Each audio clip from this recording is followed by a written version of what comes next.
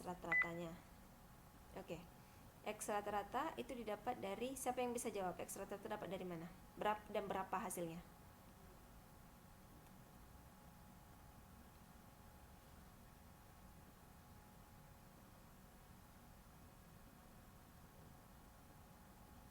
Ya, benar. Ada banyak yang tahu ya, 50. Itu didapat dari 250 dibagi 5. Ya, benar. Oke, jadi X dikurang X rata-rata itu 20. Dapat dari 70 dikurang 50 sama dengan 20. 65 dikurang 50, 15. 45 dikurang 50 minus 5. Dan begitu juga dengan sampai selanjutnya. Nah, sekarang yang kedua itu adalah X dikurang X rata-rata kuadrat. Kuadrat berarti dia dikali dengan angka itu sendiri lagi ya. Yang pertama itu dapatnya 400. Hasilnya dari 20 dikali 20. Nah, yang kedua 225. Dia dapat dari 15 kuadrat. 25 minus 5 dikali minus 5. Minus kali minus kan jadi positif, jadinya 25. Oke, untuk X dikurang X rata-rata kuadrat, paham? Untuk semuanya.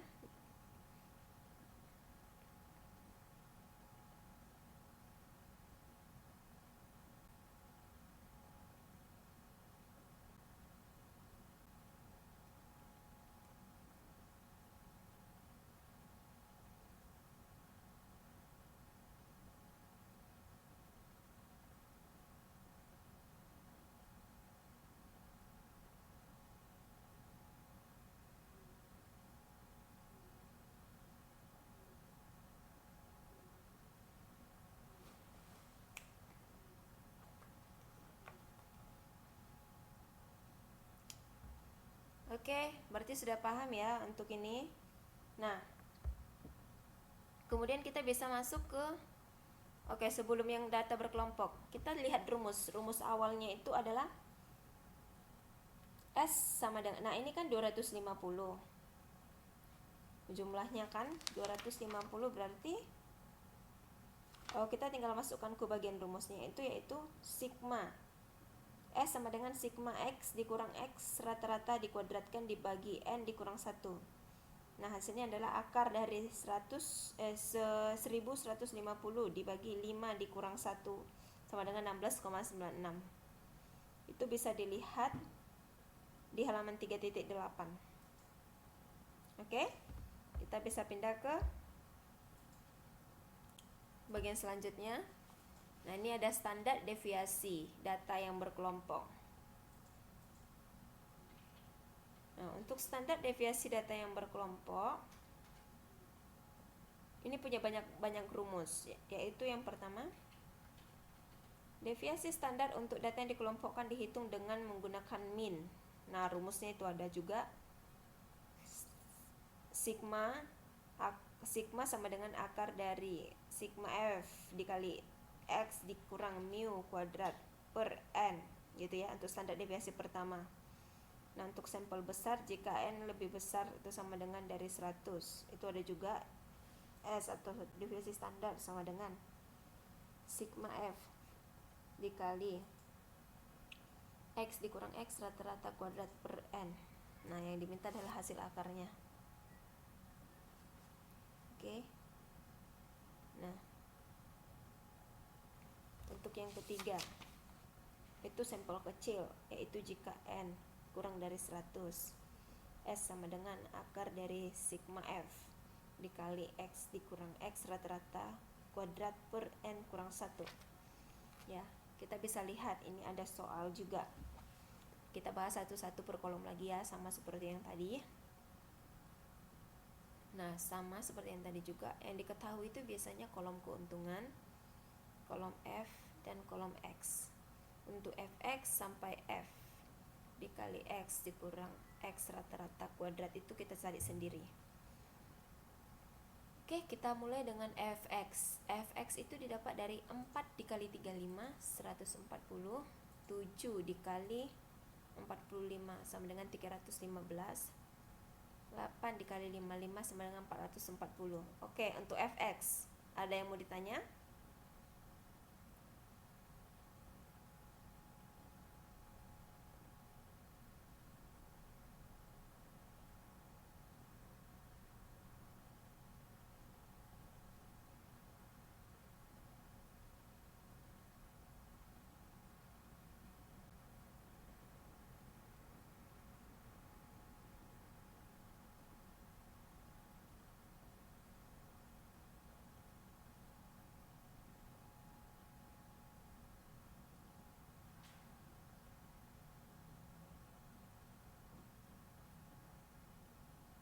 Oke, tidak ada. Kita pindah ke bagian X dikurang X rata-rata. Nah, untuk mengisi bagian X dikurang X rata-rata ini, kita harus cari dulu terlebih dahulu X rata-ratanya. Nah, untuk X rata-ratanya itu kita ambil dari jumlah Fx. Ini ada 3240 dibagi jumlah seluruh frekuensi 50. Berarti 3240 dibagi 50, hasilnya adalah 64,8. Oke. Berarti X dikurang X rata-rata sama dengan 35 dikurang 64,8 sama dengan, ini minus ya, minus 29,8. Kemudian 45 dikurang 64,8 minus 19,8. Kemudian 55 dikurang 64,8 minus 9,8. 65 dikurang 64,8 sama dengan positif 0,2. Oke, untuk X dikurang X rata-rata. Paham semuanya kan? Sama sih kayak yang tadi, gak ada bedanya. Cuma dia rumusnya aja beda.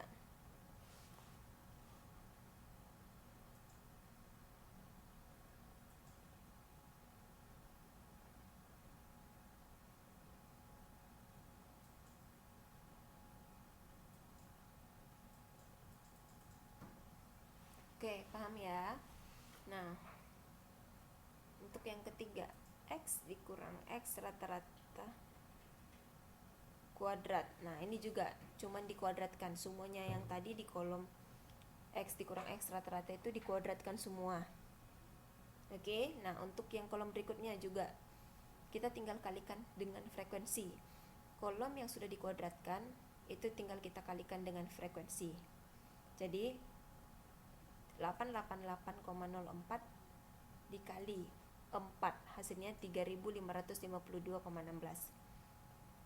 Untuk yang kedua 392,04 dikali 7 sama dengan 2744,28. Untuk keseluruhan kolom ini cara mengisinya, ada yang mau ditanya Mbak Mas kalian?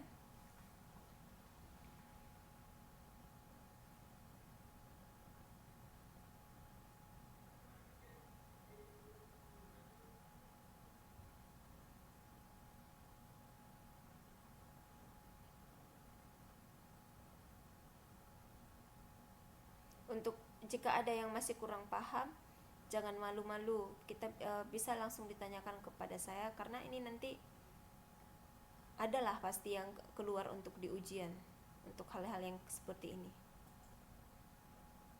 Jadi kalau ini tidak paham, untuk ke bab selanjutnya juga susah pahamnya gitu.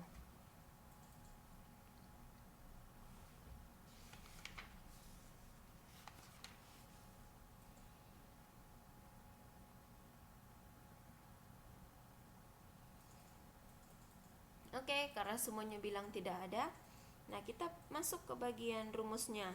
Coba perhatikan di halaman 3.10 itu ada rumus S sama dengan akar dari sigma frekuensi dikali X dikurang X rata-rata kuadrat dibagi N kurang 1.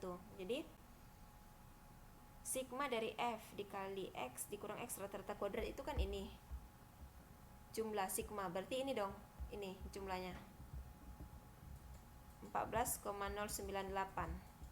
Nah, dibagi N dikurang 1N berapa? N nya kan 50 dikurang 1, 49. Jadi hasilnya adalah 16,962. Oke? Oke ya. Gak ada yang susah ya. Kuncinya kalau kita sudah mengerti bagaimana mengisi kolom ini, Kita tinggal masukkan ke rumus aja angkanya. Ya, kita bisa masuk ke bagian berikutnya. Itu ada ukuran penyimpangan lain. Nah, apa itu ukuran penyimpangan lain? Nah, ukuran penyimpangan lain itu ada bermacam-macam.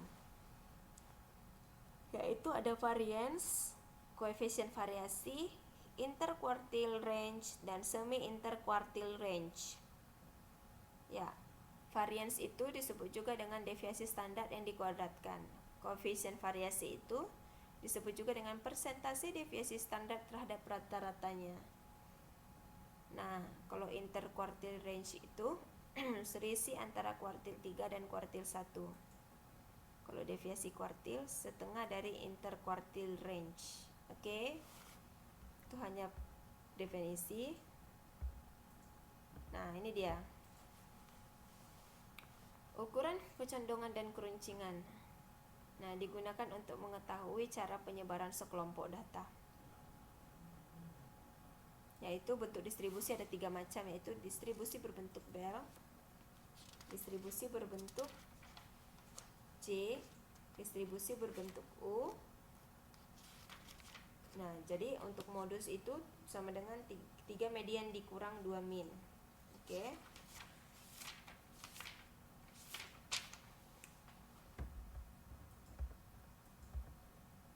Nah, badan mas sekalian bisa lihat itu ada di halaman 3.32. Itu ada distribusi berbentuk bell. Coba lihat gambarnya. Kenapa ada nama-namanya distribusi berbentuk bell, berbentuk J, berbentuk U? Kenapa ada ya? Nah, kita bisa jelaskan.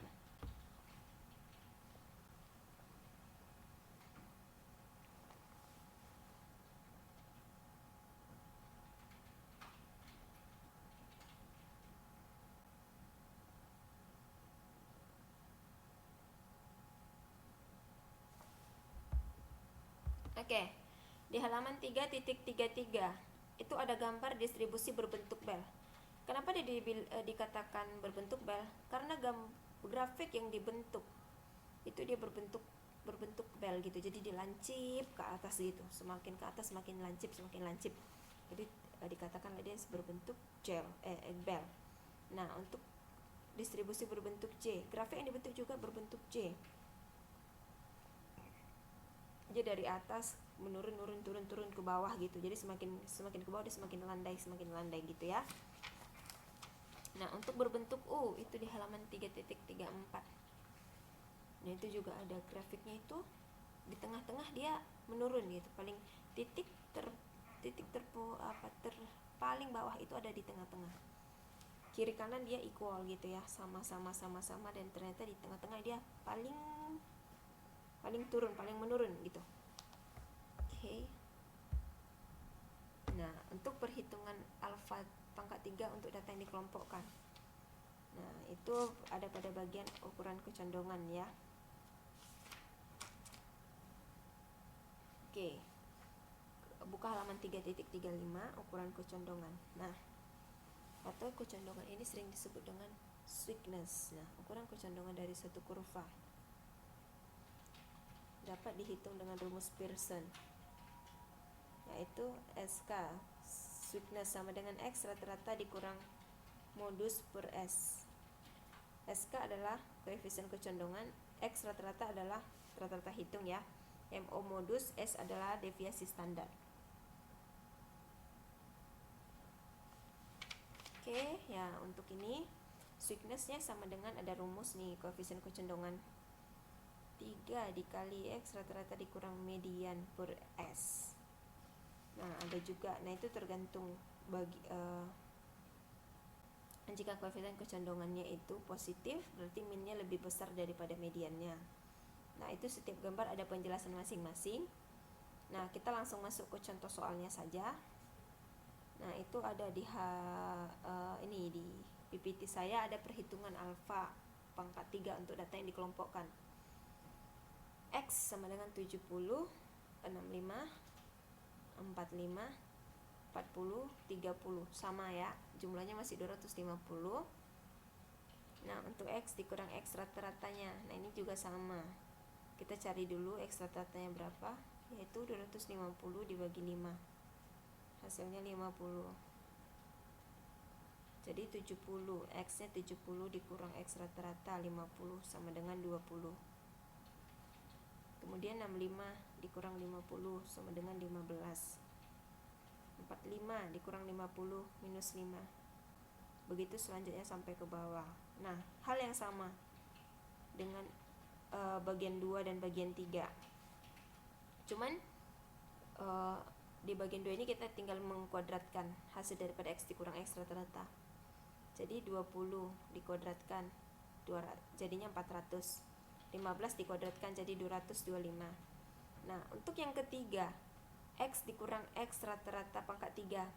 Kenapa masih ada nilai minus? Siapa yang bisa jawab kenapa masih ada nilai minus di bagian X dikurang X rata-rata pangkat 3? Coba, siapa yang bisa jawab?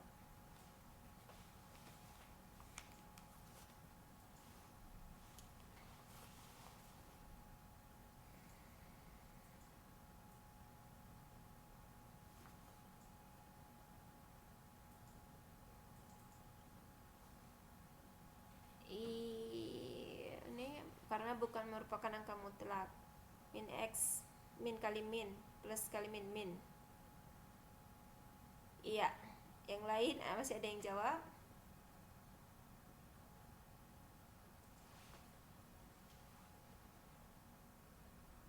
Ya, semua kalian sudah mengerti ya, kelihatannya benar karena tidak harga mutlak dan juga karena positif dikali negatif dikali negatif itu hasilnya positif, tapi kalau jika dikalikan lagi dengan negatif hasilnya bakalan negatif. Benar, semuanya itu benar, jawaban kalian benar karena tidak ada harga mutlak dan juga jika dipakatkan 3 bakalan menjadi negatif lagi karena negatif kali negatif, positif kali negatif bakalan negatif. Oke ya, sampai di sini paham ya?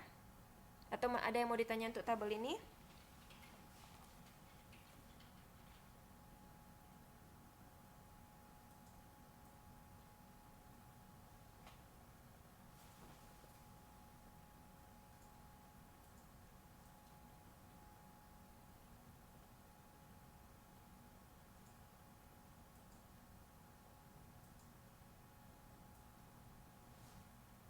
Oke, paham ya?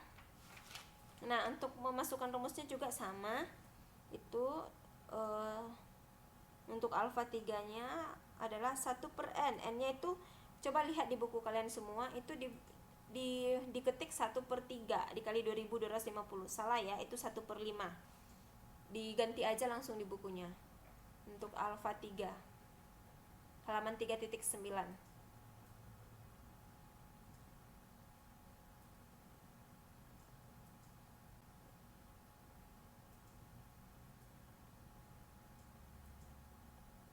Dapat yang saya maksud? Atau coba dulu dihitung, dipakai kalkulator. Benar nggak itu kalau 1/3? Benar nggak hasilnya?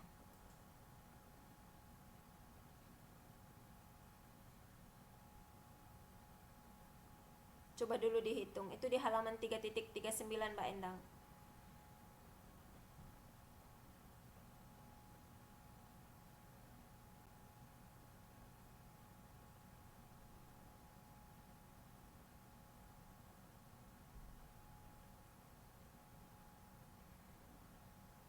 Atau coba dulu dikalikan pakai 1/3, itu hasilnya benar atau tidak? Oke, benar 5 ya. Jadi diganti aja 1/3 jadi 1/5.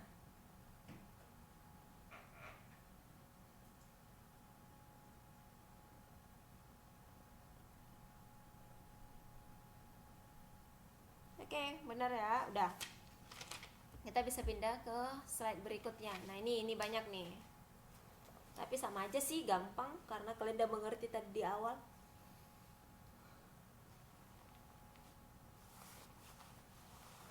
Nah, ini ada data untuk perhitungan koefisien kecondongan distribusi keuntungan per tahun 50 perusahaan batik di Yogyakarta. Ya. Nah, di sini ini soalnya masih sama ya sepertinya dengan yang tadi untuk bagian.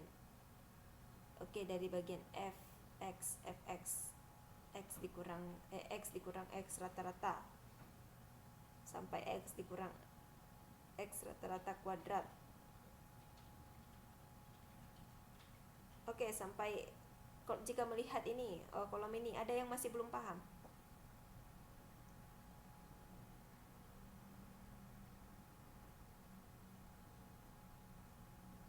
Karena masih sama. Paling bedanya di bagian pangkat 3. Yang lain bagaimana? Biar saya jelaskan kembali, nggak apa-apa.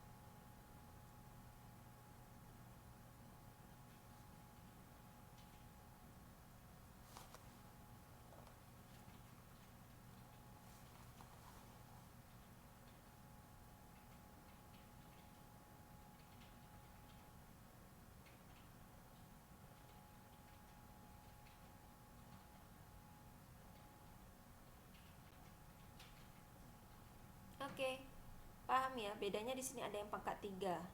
Nah, pangkat 3 itu sama seperti yang saya katakan tadi. Yang dikuadratkan dikalikan dengan angka itu tersebut. Nah, kemudian untuk kolom terakhir. Oke, boleh Mbak Endang, apa itu?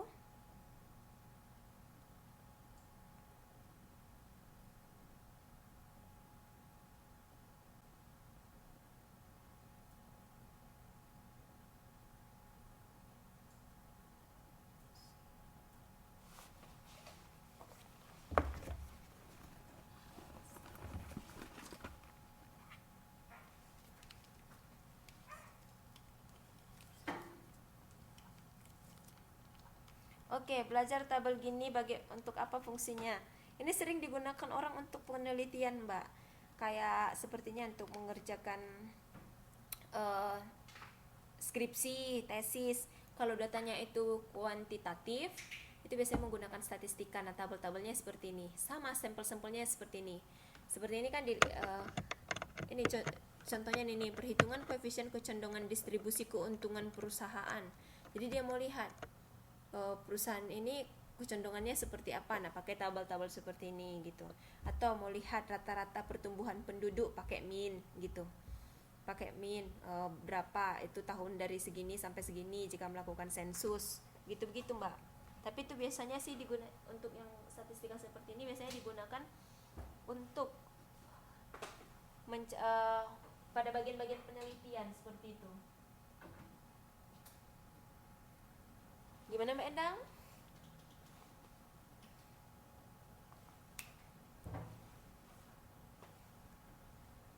Oke.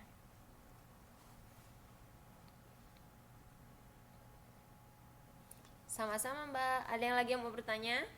Seperti Mbak Endang. Jadi statistika ini lebih cenderung untuk orang yang penelitian. Terus pada pengolahan data penelitian nanti.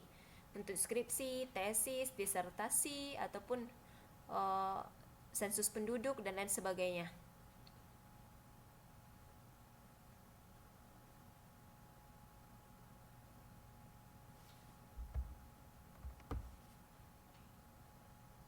Tidak ada ya, biar kita pindah. Nah, ini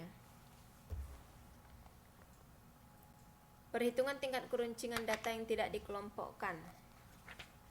Oke, pada bagian ini saya mau kenalkan dulu ada rumusnya nih di halaman 3.41. Alfa 4 sama dengan 1 per N dikali sigma dikali X dikurang mu pangkat 4 dibagi sigma pangkat 4 juga. Oke, nah ada keterangannya. Alfa 4 adalah koefisien kecondongan, X adalah nilai data, mu adalah mean, sigma adalah deviasi standar, dan N adalah banyaknya data. Nah, untuk menghitung alfa 3, pertama-tama kita harus menghitung mean dan selanjutnya. Kemudian kita pindah ke bagian deviasi. Nah, ini ada contoh. Contohnya juga saya rasa kalian sudah mengerti. Itu ada contoh di PPT sama sih angkanya 70, 65, 45, 40, 30. Hasilnya 250 untuk keseluruhan jumlah X. Nah, untuk X dikurang X rata-rata sama. Kita harus mencari X rata-rata terlebih dahulu. Berarti 70 dikurang 50 sama dengan 20. Itu 65 dikurang 50 sama dengan 15. Nah, begitu sampai ke bawah. Nah, untuk yang kuadrat sama ya, 20 dikali 20 400, 15 dikali 15 225.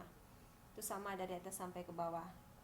Nah, untuk yang pangkat 4, nah itu dia X dikurang X rata-rata itu dipangkatkan 4, berarti 20 kali 20 kali 20 kali 20. Nah, dapatlah 160.000. Sampai ke bawah sama. Nah, sampai di sini paham Mbak Mas? Yang tabelnya sama sih dengan yang sebelumnya.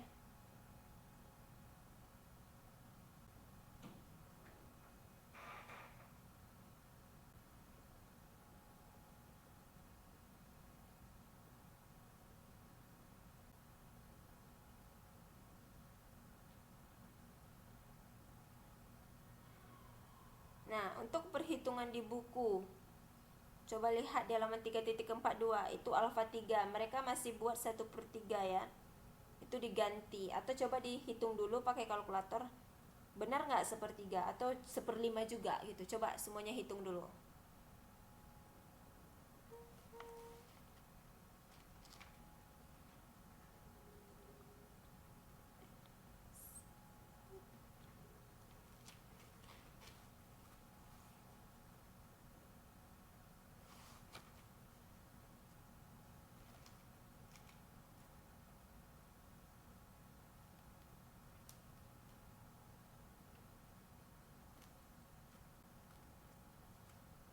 Iya, dibagi 5 ya. Ada pertanyaan dari Mbak Sri Handayani. Tabel 39. Oh iya. Sebentar ya Mbak, nanti kita selesaikan dulu sampai yang ini, bagian ini. Iya. Maaf ya Mbak. Iya, terlangkahi ya, karena di PPT juga nggak ada. Aduh. Iya, bentar. Nanti saya jelaskan.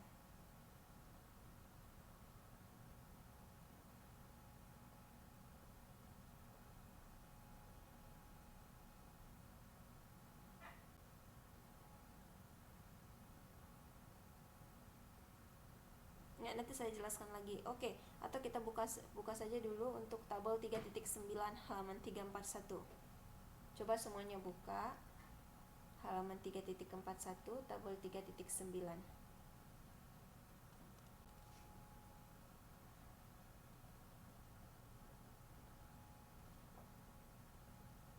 Oke. Nah, di situ ada untuk di PPT saya nggak ada ya, maaf, makanya tadi kelewat. Oke. Ini ada keuntungan 30 sampai 39,9. 40 sampai 49,9 itu untuk keuntungan masih sama dengan data sebelumnya. Namun untuk X-nya sudah mulai saya rasa berubah ya, ada 35, 45, 55, 65 dan seterusnya. Nah, untuk F ada 4, 7, 8, 12, 9 dan 6. Jumlahnya secara keseluruhan itu ada 50. Nah, D-nya itu bagaimana cara mencari D? Oke. D itu min 3, min 2, min 1, 0, 1, 2. Nah, tadi siapa yang ingat cara mencarinya tadi? Mbak Endang ya? Coba Mbak dijelaskan dulu bagaimana cara mencarinya. Mbak Endang ya tadi ya yang nanya, yang Mbak Sri. Maaf, sorry. Bukan Mbak Endang, Mbak Sri. Coba Mbak dijelaskan dulu. Biar nanti teman-temannya tahu. Oke, dicari titik tengahnya benar dengan cara bagaimana?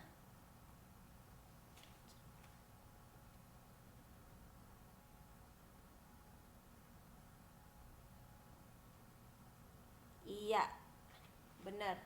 Ke atas negatif, ke bawah positif. Sama seperti pembelajaran kita minggu lalu. Oke ya. Nah,